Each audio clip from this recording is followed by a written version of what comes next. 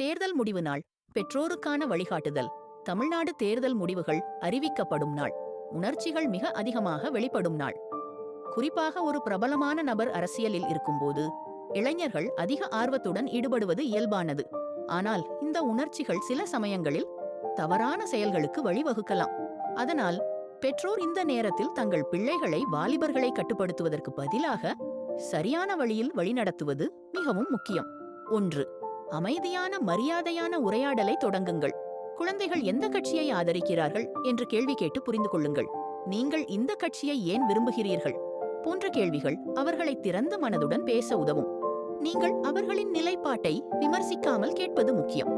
2. முன்கூட்டியே தெளிவான வரம்புகளை அமைக்கவும். தேர்தல் முடிவு நாளுக்கு முன்பே அமைதியாக, அன்பாக அவர்களிடம் கீழ்கண்டவைகள் பற்றி ஆலோசனை சொல்லுங்கள்.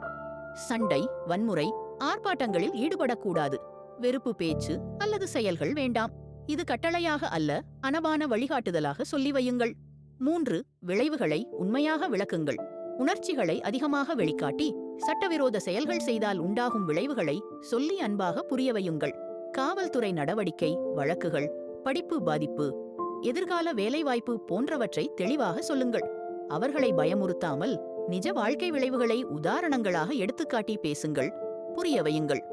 4. மீடியா/ஊடக பயன்பாட்டை கட்டுப்படுத்துங்கள். அந்த நாள் முழுவதும் டிவி விவாதங்கள் அல்லது சமூக வலைத்தளங்களில் இருக்கும் செய்திகளை தொடர்ந்து பார்க்க வேண்டாம் என்று அறிவுரையிடுங்கள். தவறான செய்திகள் மற்றும் வதந்திகள் உணர்ச்சிகளை தூண்டும் ஆபத்து உள்ளது. 5. சமநிலை பார்வையை கற்றுக் கொடுங்கள். தேர்தல்கள் வருவதும் போவதும் இயல்பு. ஒரு தேர்தல் முடிவு வாழ்க்கையை தீர்மானிக்காது என்பதை புரிய வையுங்கள். எல்லா சூழ்நிலைகளையும் கையாளும் பக்குவத்தை கற்றுக் கொடுங்கள். ஜனநாயகம் என்பது நாம் விரும்புபவரே கட்டாயமாக வெற்றி பெற வேண்டும் என்று நம்புவது மட்டுமல்ல, முடிவுகள் நமக்கு எதிராக வந்தாலும் அதனை பாடங்களாக ஏற்று நம்மை சரி செய்து கொண்டு அடுத்த முறை வெற்றிக்கு முயலுவதே ஜனநாயகம் ஆகும். 6.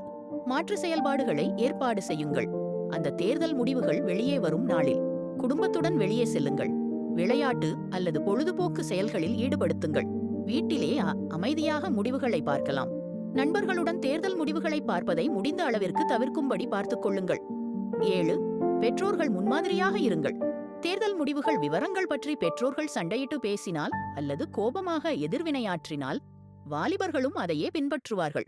முதலாவது வீட்டில் இருக்கும் பெற்றோர்கள், பெரியவர்கள் அமைதியான பக்குவத்தோடு நடந்து கொள்ளுங்கள். 8. அதிகமான உணர்ச்சிகளை கவனியுங்கள்.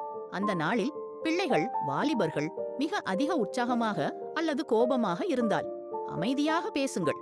கவனத்தை மாற்றுங்கள். வாதத்திற்கு செல்லாதீர்கள். 9. பொறுப்பான குடிமகன் மனப்பான்மையை உருவாக்குங்கள். ஒரு தலைவரை ஆதரிப்பது சரி, ஆனால் சட்டம் மற்றும் ஒழுக்கம் அதைவிட முக்கியம் என்பதை கற்றுக் கொடுங்கள். 10. அந்த நாளில் தொடர்பில் இருங்கள். நம் பிள்ளைகள், வாலிபர்கள் எங்கு இருக்கிறார்கள், யாருடன் இருக்கிறார்கள் என்பதை தெரிந்து கொள்ளுங்கள். அந்த தேர்தல் நாளில் வரும் ஒரு சாதாரண தொலைபேசி அழைப்பும் பெரிய மாற்றத்தை, விளைவுகளை ஏற்படுத்தும்.